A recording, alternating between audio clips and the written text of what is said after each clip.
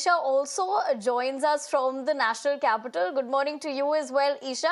In fact, Pradeep showed us what it's looking like out there. But as far as the national capital coming together and celebrating International Yoga Day, what are we looking at?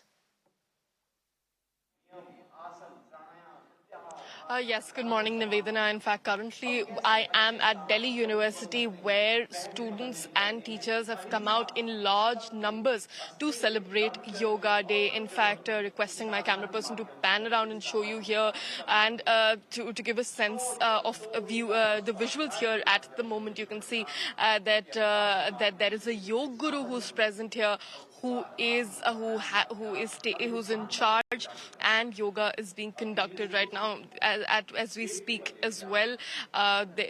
People are practicing yoga. In fact, the significance of it is also being reiterated by the yoga guru.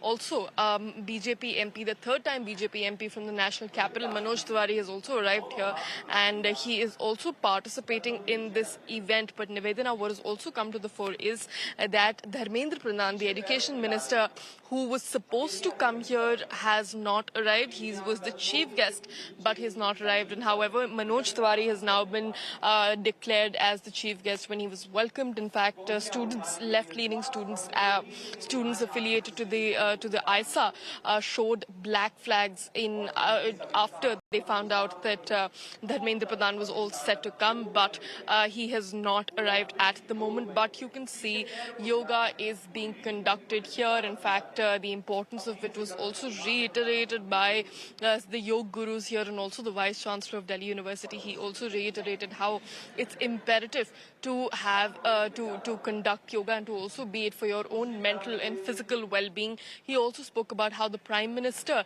has taken yoga to a global level, and how as Indians we need to pride upon it and also know yoga extremely well, because it has now become a part of our identity.